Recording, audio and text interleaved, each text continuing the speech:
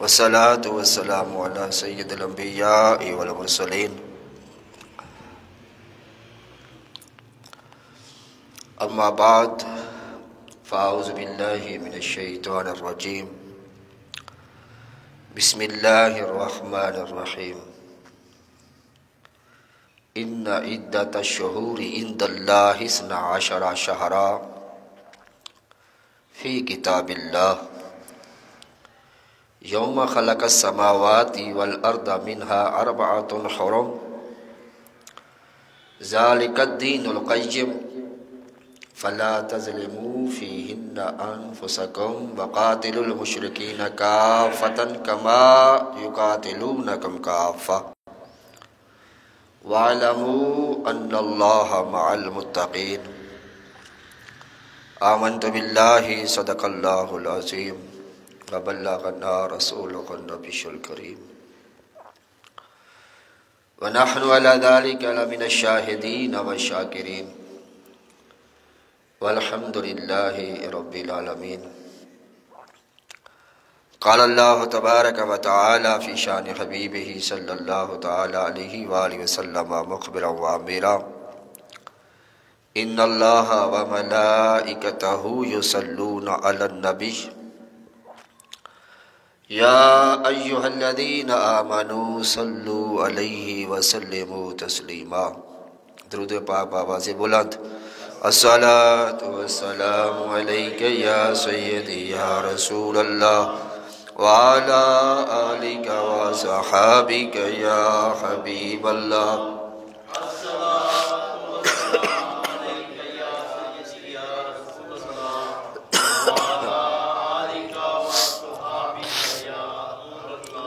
الصلاة والسلام علیک یا رحمة للعالمین وعلى آلک وصحابک یا خاتم النبیین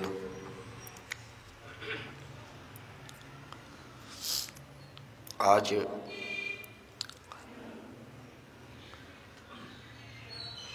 ہمارے لاہور میں کافی سردی ہے، چند دنوں سے ہے، تقریباً 10-12 دن ہو گئے، شدید ٹھنڈ ہے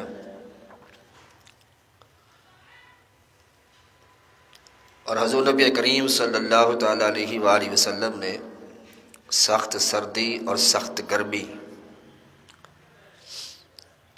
اس کے لیے بھی آپ نے دعا تعلیم فرمائی ہے۔ حضور نبی کریم صلی اللہ تعالیٰ علیہ وسلم کی حدیث پاک کا مفہوم ہے، اللہ تبارک و تعالیٰ نے جہنم کے عرض کرنے پر کہ یا اللہ مجھے سانس لینے کا موقع دے، تو اللہ تعالیٰ نے فرمایا کہ تم 2 مرتبہ سانس لے سکتی ہو۔ جہنم جب گرمی میں سانس لیتا ہے تو اس میں شدید گرمی ہوتی ہے، اور جب سردی میں سانس لیتا ہے جہنم تو پھر سخت سردی ہو جاتی ہے۔ میرے آقا صلی اللہ تعالیٰ علیہ وآلہ وسلم ارشاد فرماتے ہیں جب سخت گرمی ہوتی ہے اور بندہ کہتا ہے لا الہ الا اللہ، آج بڑی گرمی ہے، اے اللہ عز و جل مجھے جہنم کی گرمی سے پناہ دے، اللہ عز و جل دوزخ سے فرماتا ہے میرا بندہ مجھ سے تیری گرمی سے پناہ مانگ رہا ہے، اور میں تجھے گواہ بناتا ہوں کہ میں نے اسے تیری گرمی سے پناہ دے دی۔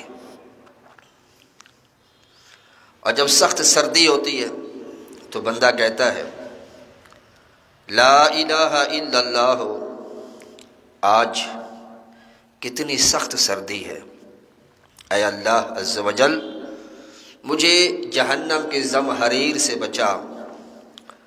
اللہ تعالیٰ جہنم سے فرماتا ہے میرا بندہ مجھ سے تیری زمہریر سے پناہ مانگ رہا ہے، اور میں نے تیری زمہریر سے اسے پناہ دے دی۔ صحابہ کرام علیہ رضوان نے عرض کیا یا رسول اللہ صلی اللہ علیہ وسلم جہنم کی زمہریر کیا ہے؟ فرمایا وہ ایک گڑھا ہے جس میں کافر کو پھینکا جائے گا تو سخت سردی سے اس کا جسم ٹکڑے ٹکڑے ہو جائے گا، اعضاء اس کے پھٹ جائیں گے، اتنی سخت سردی۔ تو یہ بھی جہنم کا ایک عذاب ہے، سخت سردی کا ہونا وہاں پر۔ چلو ہم بھی یہ دعا پڑھ لیتے ہیں، لا الہ الا اللہ۔ آج بڑی گرمی ہے، اے اللہ عز و جل مجھے جہنم کی گرمی سے پناہ دے۔ لا الہ الا اللہ، آج کتنی سخت سردی ہے، اے اللہ عز و جل مجھے جہنم کی زمہریر سے بچا۔ آمین بجاہ نبی الامین صلی اللہ تعالی علیہ وسلم۔ خواجہ ہند وہ ہے دربار اعلیٰ تیرا، کبھی محروم نہیں مانگنے والا تیرا۔ پھر مجھے اپنا در پاک دکھا دو، آنکھیں پر نور ہوں پھر دیکھ کے جلوہ تیرا۔ سرکار مدینہ کے نائب ہے میرے خواجہ، اجمیر کی گلیوں میں طیبہ کا نظارہ ہے۔ خواجہ ذرا دیکھو تو کیا حال ہمارا ہے، ٹوٹی ہوئی کشتی اور دور کنارہ ہے۔ اجمیر کے عاشق ہیں، خادم ہیں بریلی کے، یہ در بھی ہمارا ہے وہ در بھی ہمارا ہے۔ سرکار مدینہ کے صدقے میں عطا کر دو، دولت بھی تمہاری ہے منگتا بھی تمہارا ہے۔ آج جمادی الاخری کی 29 تاریخ ہے 1445 ہجری۔ ہو سکتا ہے آج رجب المرجب کا چاند جو ہے وہ نظر آ جائے، لیکن غالب گمان یہ ہے کہ کل نظر آئے گا۔ تو رجب المرجب کفار مشرکین سال کی مہینوں کو بڑھا دیتے تھے، کبھی وہ 12 مہینے کا سال بنا دیتے، کبھی 13 مہینے کا سال بنا دیتے، اپنی مرضی کے مطابق وہ سال میں رد و بدل کرتے، مہینوں میں آگے پیچھے کر دیتے۔ تو اللہ تبارک و تعالی نے یہ آیت مقدسہ نازل فرمائی، ان عدۃ الشہور عند اللہ 12 شہرا فی کتاب اللہ۔ اللہ تعالیٰ نے فرمایا بے شک مہینوں کی گنتی اللہ کے نزدیک 12 مہینے ہیں، اللہ کی کتاب ہے۔ جو سال کے تم 13 مہینے بنا لیتی ہو، اللہ فرماتا ہے یہ 13 مہینے نہیں، سال کے کتنے مہینے ہیں؟ 12 مہینے۔ یوم خلق السماوات والارض، جب سے اللہ تعالیٰ زمین و آسمان کو بنایا، منہا 4 حرم، ان 12 میں سے 4 مہینے حرمت والے ہیں جنہیں ماہ حرام کہا جاتا ہے۔ ان میں رجب المرجب اور باقی 3 جو ہے وہ اکٹھے ہیں، ذوالقعدۃ الحرام، ذوالحجۃ الحرام اور محرم الحرام، 3 وہ مہینے، اور ایک یہ رجب کا مہینہ، یہ 4 مہینے کیا ہے؟ حرمت والے مہینے۔ اور یہ 4 کو اللہ تعالیٰ سے بڑا پیار ہے، حرمت والے مہینے بھی 4، افضل ترین فرشتے جو ہیں وہ بھی 4، سیدنا جبرائیل، سیدنا میکائیل، سیدنا اسرافیل، سیدنا اسرائیل علیہ السلام۔ اسی طرح افضل کتابیں بھی 4، تورات، انجیل، زبور اور قرآن مجید۔ وضو کے فرائض بھی 4، افضل ترین کلمات بھی اللہ تعالیٰ کے ہاں 4 ہیں، سبحان اللہ، الحمدللہ، لا الہ الا اللہ اور اللہ اکبر۔ یہ 4 کلمات اللہ کو بڑے پسند ہیں۔ اور سال کے موسم بھی 4، موسم سرما، موسم گرما، موسم خزاں اور موسم بہار۔ اور خلفائے راشدین بھی 4، سیدنا صدیق اکبر، سیدنا فاروق اعظم، سیدنا عثمان غنی اور مولا علی مشکل کشا رضی اللہ تعالیٰ عنہ۔ اور حضور نبی کریم صلی اللہ تعالیٰ علیہ وسلم فرماتے ہیں سال میں راتیں بھی 4 ایسی ہیں جہاں اللہ تعالیٰ اس رات خصوصی برکتوں کا نزول فرماتا ہے۔ ایک تو فرمایا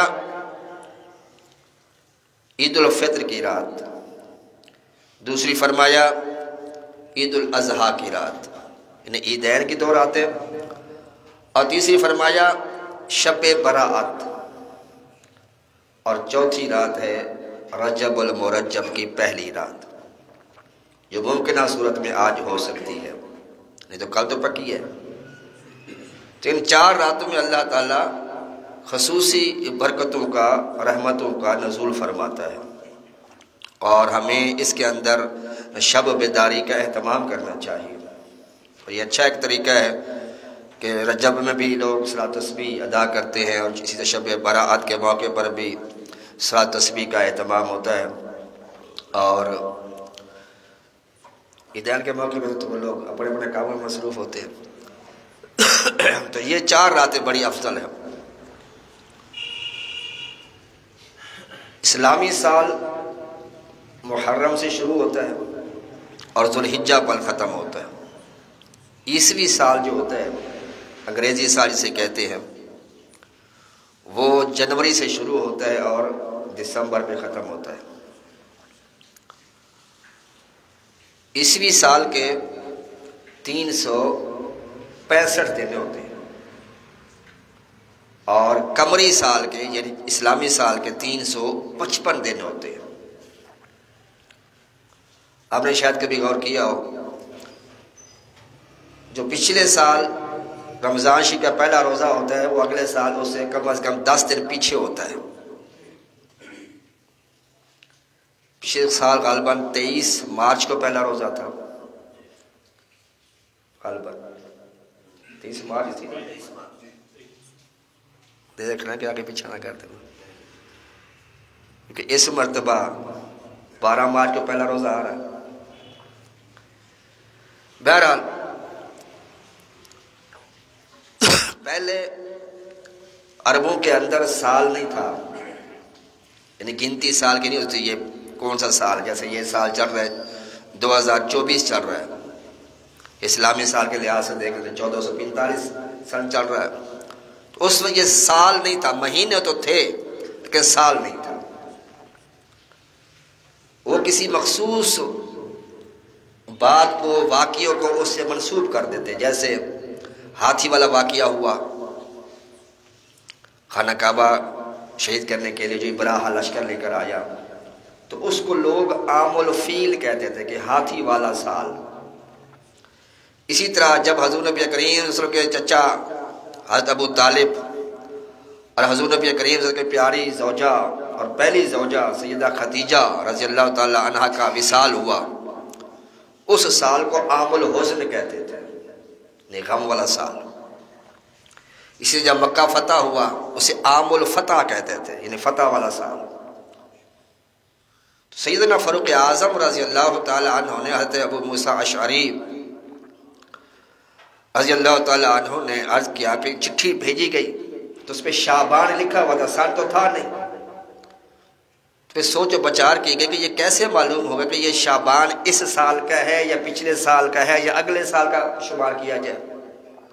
تو صحابہ کرام آپس میں بیٹھے، رائے طلب کی، مشورہ کیے اس اسلامی سال کو کب سے شروع کیا جائے۔ کسی نے کہا جب حضور نبی کریم صلی اللہ تعالی علیہ وسلم نے اس دنیا میں جب افروز ہوئے، آپ کی ولادت ہوئی، اس سال کو پہلا سال قرار دیا جائے، وہیں سے اسلامی سال شروع کیا جائے۔ کسی نے کہا کہ جب حضور نبی کریم صلی اللہ علیہ وسلم نے اعلان نبوت فرمایا اس سال کو پہلا سال شمار کیا جائے۔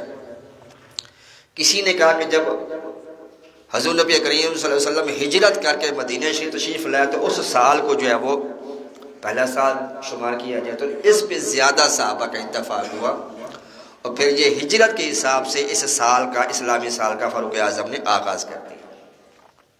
یعنی حضور نبی کریم صلی اللہ تعالی وسلم کو ہجرت کیے ہوئے 1445 سال ہو چکے، اور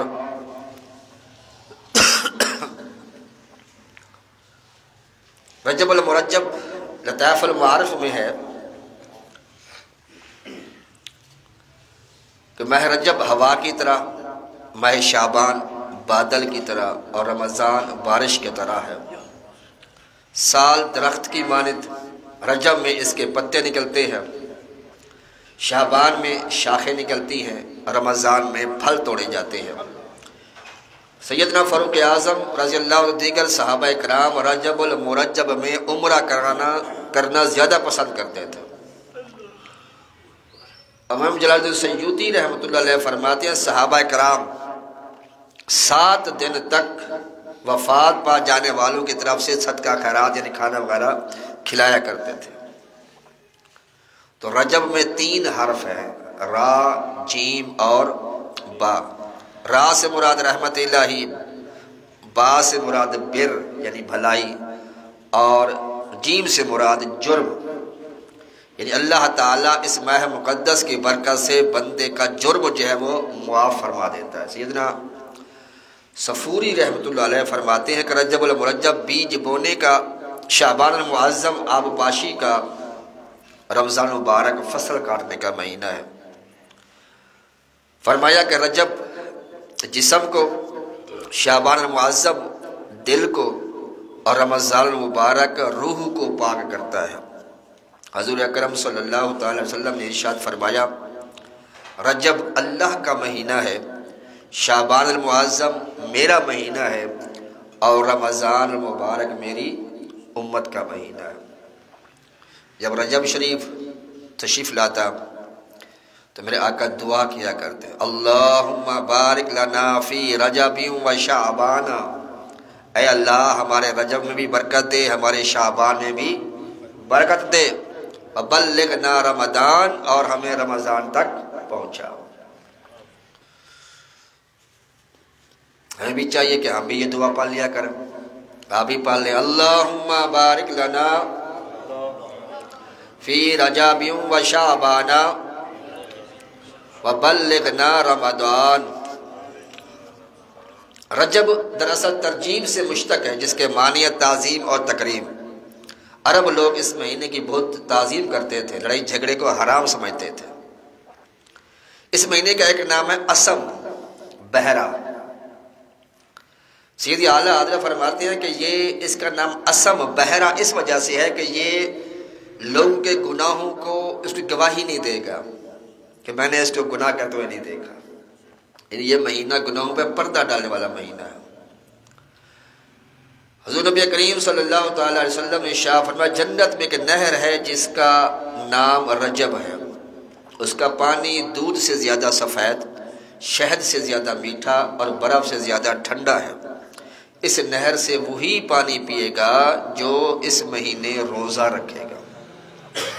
عبداللہ بن عباس رضی اللہ تعالیٰ عنہ سے روایت ہے کہ حضور نبی کریم صلی اللہ تعالیٰ علیہ وآلہ وسلم نے ارشاد فرمایا جو رجب کی پہلی تاریخ کا روزہ رکھتا ہے اللہ تعالیٰ اس کے 3 سال کے گناہوں کا کفارہ بنا دیتا ہے، اور فرمایا دوسری رجب کا روزہ رکھتا ہے اللہ تعالیٰ اس کے 2 سال کے گناہوں کا کفارہ بنا دیتا ہے، اور جو بندہ تیسری رجب کا روزہ رکھتا ہے میرے آقا صلی اللہ تعالیٰ علیہ وآلہ وسلم ارشاد فرماتے ہیں اللہ تعالیٰ اس کے 1 سال کے گناہوں کا کفارہ بنا دیتا ہے۔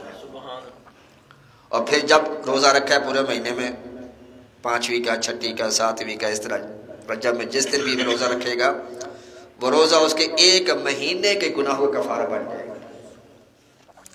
اس لیے ہمیں کوشش کرنی چاہیے اس ماہ مقدس میں زیادہ سے زیادہ روزے رکھنے کی۔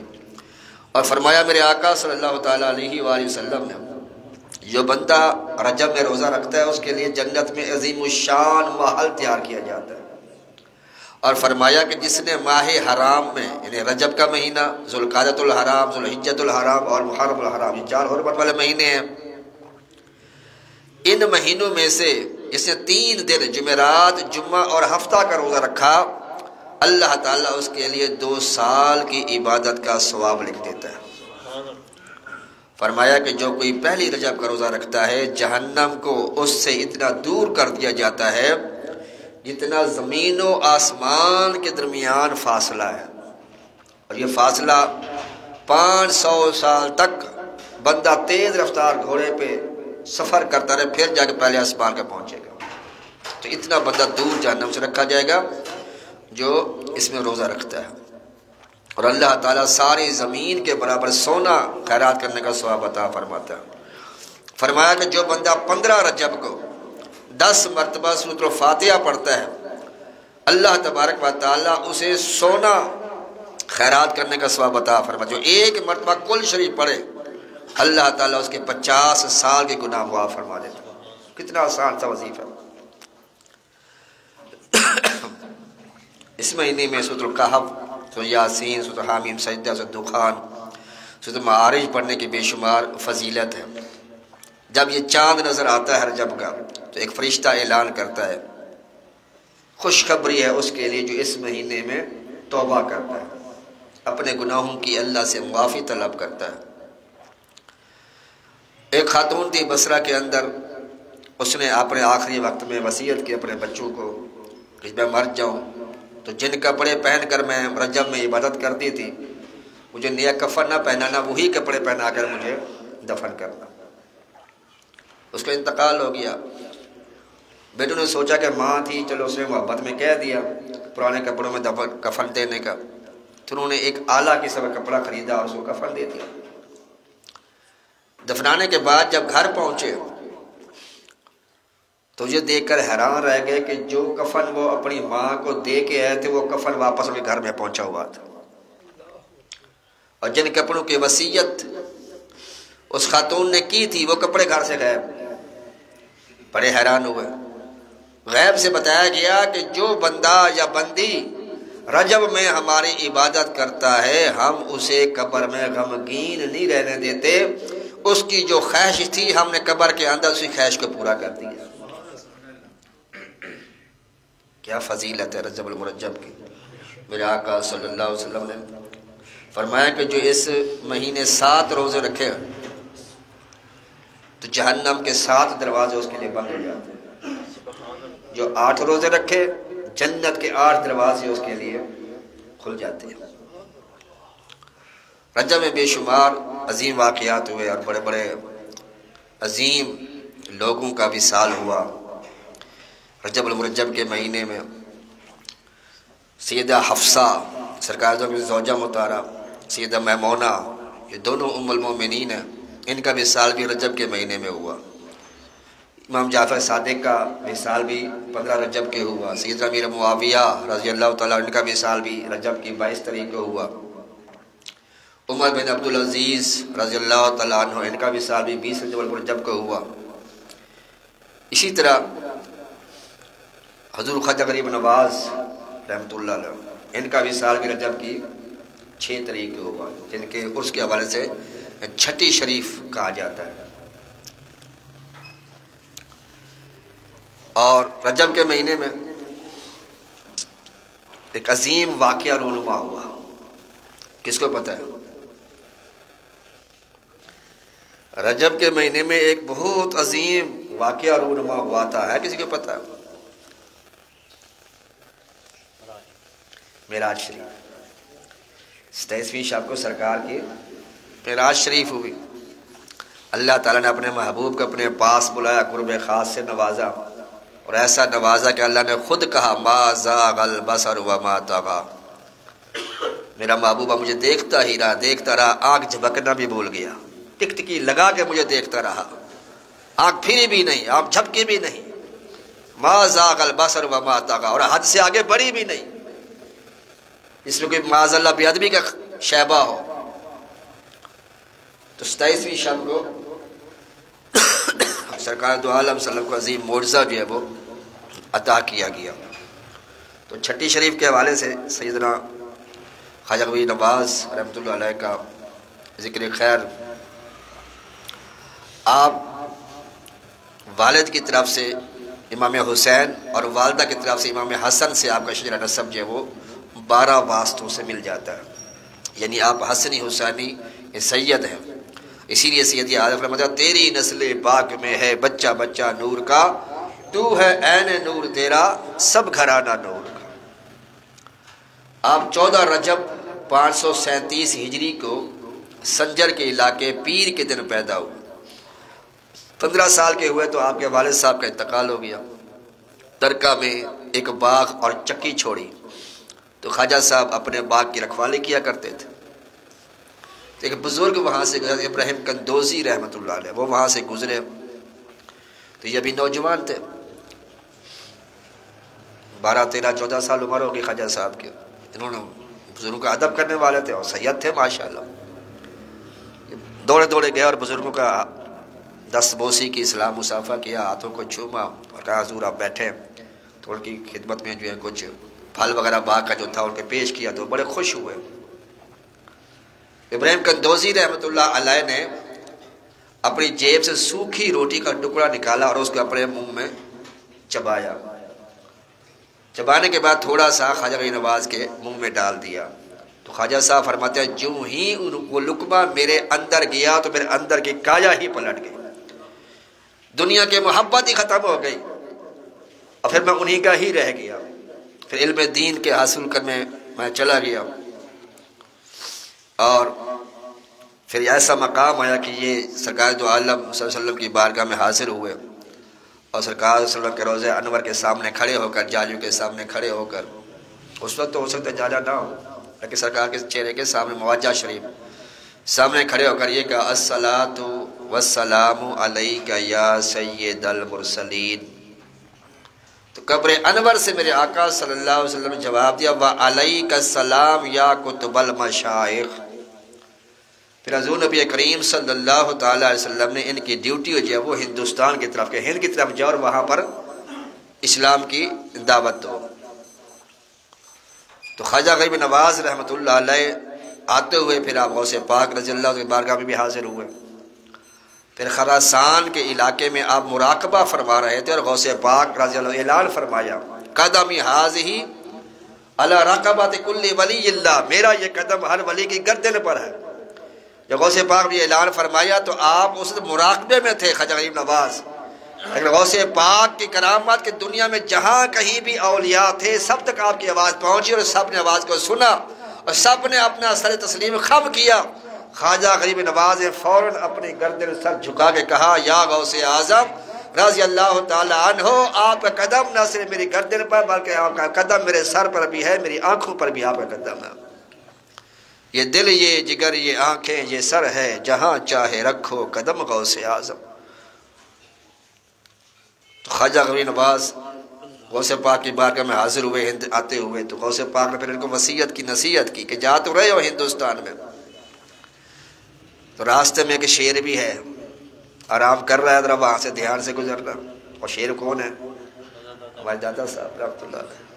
تو پھر یہاں پر 40 دن چلا کاٹا خواجہ غریب نواز نے، دادا صاحب قدموں میں ابھی بھی اس کی یادگار موجود ہے، اور دادا صاحب سے ایسا فیض حاصل کیا، ایسا فیض۔ دادا صاحب کا مزار کوئی عام مزار نہیں ہے، جس طرح سے حضور نبی کریم صلی اللہ علیہ وسلم نے نبیوں کے اندر رہتے ہوئے اپنے آپ کو چھپایا ہے نا، اسی طرح داتا صاحب نے اولیاء کے اندر رہتے ہوئے اپنے آپ کو چھپایا ہے، لیکن اللہ تعالیٰ نے پھر بھی ان کو زہر کر دیا۔ حیات زہری میں داتا صاحب اتنی کرامتیں مشہور نہیں ہیں، لیکن وصال کے بعد دیکھ لیں روزی کرامتیں زہر ہو رہی ہیں ان کی، بلکہ اب تو پچھلے دنوں 24 گھنٹے لنگر خانہ بھی کھول دیا انہوں نے۔ اور آج کسی وقت چلے جاؤ درباشی میں، پہلے تو باہر ہوتا تھا نا، باہر لنگر کوئی یہاں بانٹنے والا آیا تو مل گیا، اب تو گورنمنٹ نے 24 گھنٹے لنگر خانہ دربار کے اندر ہی کھول دیا ہے۔ اس وقت جائیں وہ آپ کو کھانا کھلائیں گے، جو خود سوکھی روٹیاں کھاتے رہے، پانی میں بھگو کے کھاتے رہے، ہاں جی سبحان اللہ۔ اللہ تعالیٰ ان کے مزار پر کروڑ ہا کروڑ رحمت نازل فرمائے۔ بلکہ اشرف تھانوی خود کہتا ہے، جو مزارات کرامات کے منکر ہوتے ہیں وہ خود کہنے پہ مجبور ہو گئے کہ داتا صاحب کی بارگاہ ایسی بارگاہ یہاں پہ فرشتوں کو اترتے ہوئے میں نے دیکھا ہے۔ بابا فرید کا جو ٹبا ہے کیوں مشہور ہے کہ بابا فرید رحمۃ اللہ علیہ جہاں ٹبا بنا ہوا ہے بابا فرید کا، وہاں تک آپ پیدل آتے اور پھر یہاں سے پھر آپ چل کے نہیں جاتے داتا صاحب کے بارگاہ، بلکہ گھٹنوں کے بل آپ داتا صاحب کی بارگاہ میں حاضر ہوتے۔ تو گھٹنوں کے بعد جب چلتا ہے زمین پہ تو کتنی تکلیف ہوتی ہے، کتنی خراشی آئیں گی، کتنے زخم آئیں گے، کتنی چوٹیں آئیں گی اس کو. لیکن آپ اس کے مریدین کہتے ہیں کہ حضور آپ اتنی تکلیف کیوں اٹھاتے ہیں؟ تو کہتے ہیں میں کہاں قدم رکھوں، یہاں تو ہر طرف فرشتے ہی فرشتے نظر آ رہے ہیں. بابا فرید رحمۃ اللہ علیہ کا ٹیبا اس وجہ سے مشہور ہے آواز. تو خواجہ غریب نواز 40 دن داتا سار تو قدموں میں بیٹھے اور وہ فیض پایا. جب یہاں سے جانے لگے تو کیا کہتے گئے؟ گنج بخشے فیض عالم مظہر نور خدا نا کے سارا پیر کامل کا ملارا رہنما. تو غوث اعظم سے بھی ان کو بڑا لگاؤ تھا اور حضور نبی کریم سے کچھ خصوصیات تھیں جو ان کے اندر بھی پائی جاتی تھی. حضور نبی کریم صلی اللہ علیہ وسلم جب بی بی حلیمہ سعدیہ رضی اللہ تعالیٰ عنہ کے ہاں جلوہ افروز ہوئے، جب آپ کو بچپن میں آپ کو لے گئی تھی،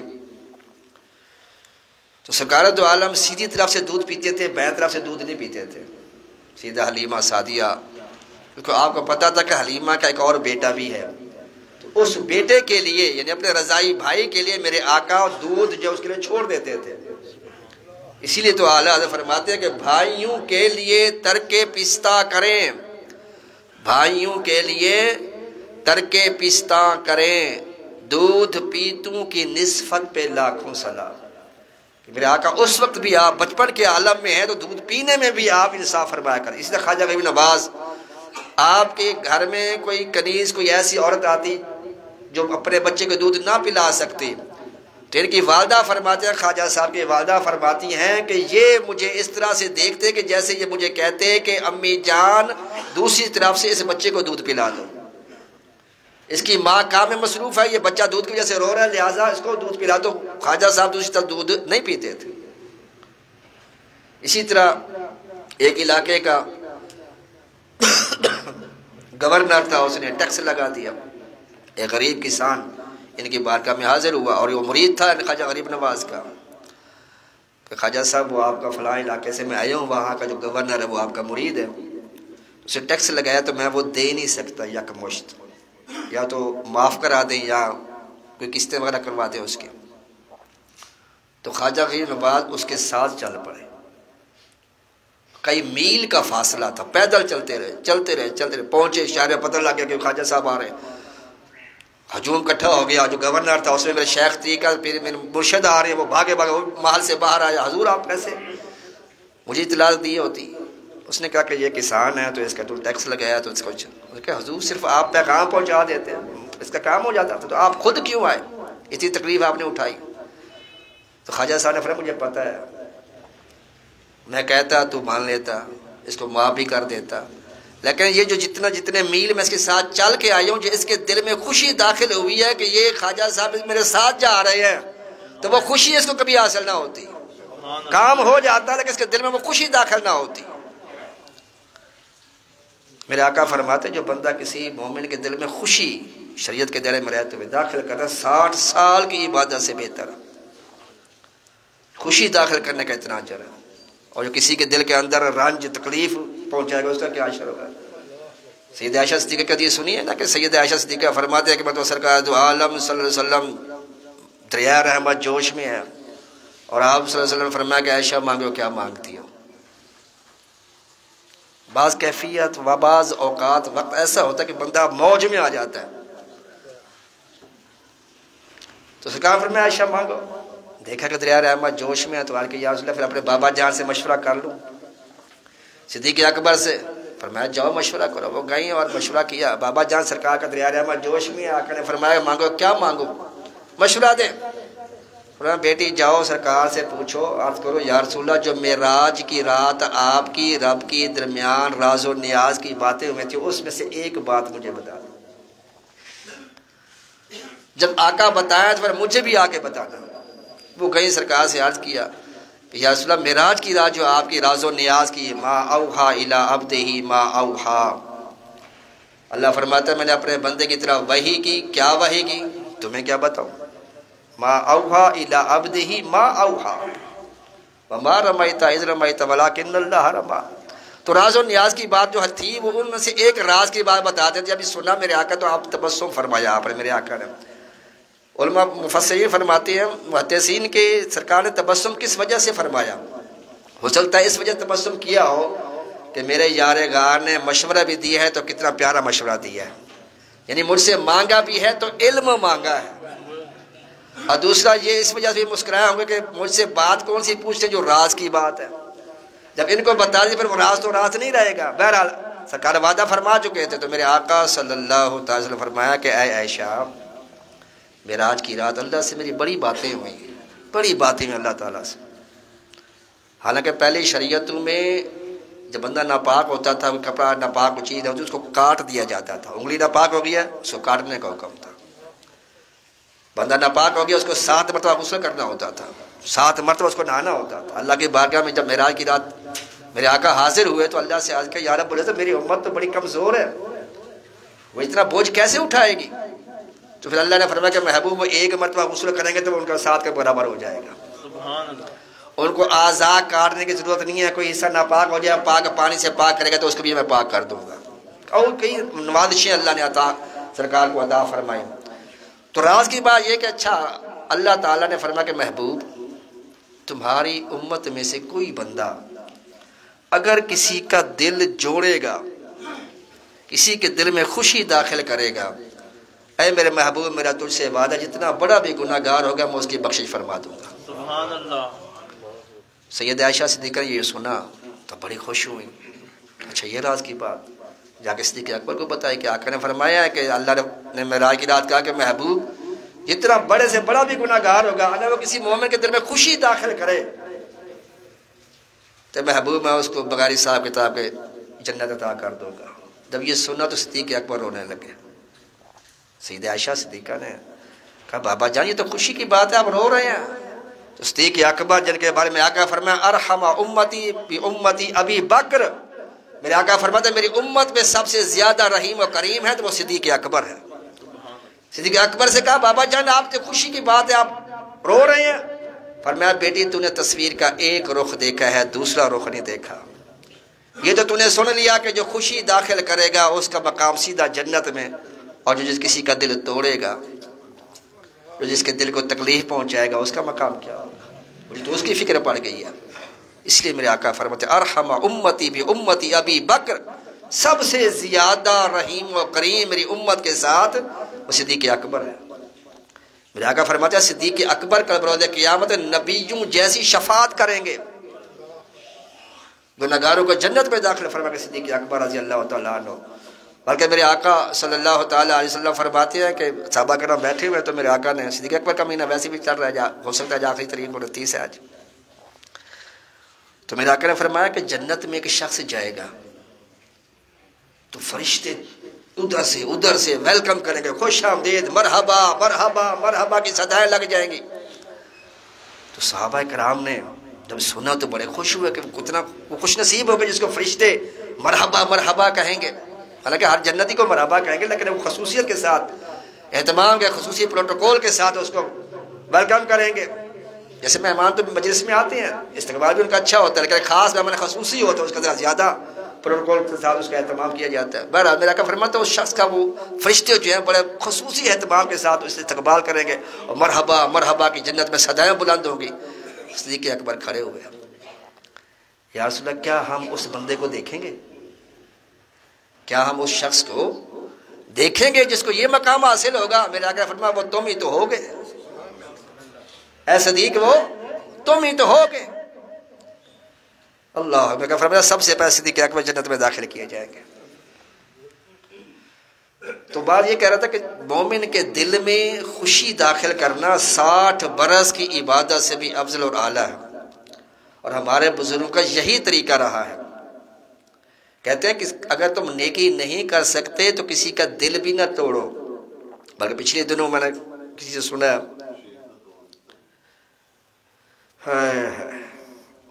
اور یاد روایتوں میں آتا ہے کہ ٹوٹے ہوئے دل جو ہوتے ہیں نا یہ اللہ کو بڑے پیارے ہوتے ہیں۔ یوں تو سبھی ان کا ہے پر دل کی اگر پوچھو، یوں تو سبھی ان کا ہے پر دل کی اگر پوچھو، یہ ٹوٹے ہوئے دل ہی خاص ان کی کمائی ہے۔ ٹوٹے دل سے بندہ جو اللہ سے فریاد کرتا ہے، اس لیے کہتے ہیں کسی کی آہ سے ڈرو. کسی مظلوم کی آہ جو ہوتی ہے وہ آسمان کو چیرتی ہوئی عرش تک پہنچتی ہے. اللہ تعالیٰ ہمیں سمجھ عطا فرمائے. خواجہ غریب نواز رحمۃ اللہ کے بے شمار کرامتیں ہیں، بے شمار کے واقعے ہیں. وضو کے لیے آپ نے اپنے غلام کو کہا انس آگے جھیل ہے اجمیر، وہاں پر کہا کہ جا کے وہاں سے پانی لے آؤ. تو وہاں پہ ہندوؤں کا جو تھا وہ کنٹرول تھا سارا جھیل میں، تو انہوں نے پانی نہیں بھرنے دیا لوٹے میں. تو آ کر مرید نے کہا کہ حضور وہ تو پانی نہیں دے رہے، لوٹا بھرنے نہیں دے رہے. ان کو میں نے تو وضو کرنا، تو پانی کے بغیر تو وضو نہیں ہوگا. تیمم بھی تبھی ہو سکتا ہے جب 1 میل کم از تک 1 میل فاصلہ ہو اور پانی کی کوئی امید نہ ہو، تب بندہ تیمم کر سکتا ہے. بعض لوگ کہتے ہیں یا یک ٹھنڈا پانی اب کیا وضو کا تیمم کر لیں. نہیں، ایسا نہیں چلتا. ہاں جان جانے کا خطرہ ہو اور یقین ہو کہ مجھے اگر میں ٹھنڈے پانی سے یک پانی سے جو ہے وہ غسل کروں گا تو میری جان چلی جائے گی، تو پھر اس میں پھر گنجائش نکل آتی ہے کچھ. بہرحال تو آپ نے فرمایا وضو تو کرنا ہے.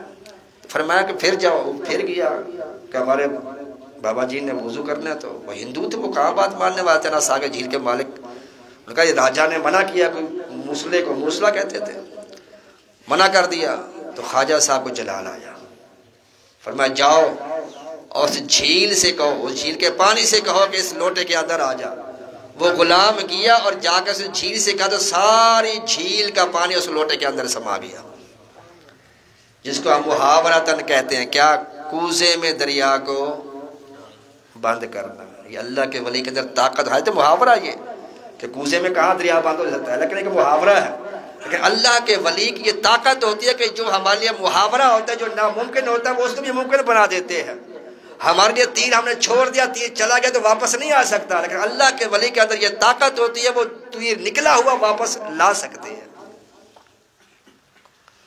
تو سیدنا خواجہ غریب نواز رحمۃ اللہ علیہ آپ کا وصال جو 6 رجب المرجب کو 5 رجب المرجب کو آپ نے نماز پڑھائی مغرب کی، پھر عشاء کی پڑھائی. عشاء پڑھانے کے بعد پھر آپ اپنے حجرے میں تشریف لے گئے اور صبح تک مردین کہتے ہیں ہمیں اللہ اللہ کے ذکر کی آوازیں حجرے سے آتی رہیں خواجہ غریب نواز رحمۃ اللہ علیہ کے. لیکن صبح نماز کے وقت آواز خاموش ہو گئی. ہم انتظار کرتے رہے کہ خواجہ صاحب بھی نماز فجر کے لیے تشریف لے آئیں گے، لیکن آپ نہ آئے. جب آپ نے ہم حجرے میں جا کر دیکھا تو خواجہ صاحب وصال کر چکے تھے. انا للہ و انا الیہ راجعون. اور ان کی پیشانی پر نور سے لکھا ہوا تھا ھذا حبیب اللہ ماتا فی حب اللہ، کہ یہ اللہ کا حبیب تھا، اللہ کا پیارا تھا، اللہ کی محبت میں وصال کر گیا. تو چھٹی شریف کے نام سے ان کا عرس ہوتا ہے 6 رجب کو. کوشش کریں کہ اس ثواب کا اہتمام کریں. اللہ تبارک و تعالیٰ مجھے اور آپ کو ان کی باتیں سمجھنے کی توفیق عطا فرمائے. وما علیہ الا البلاغ.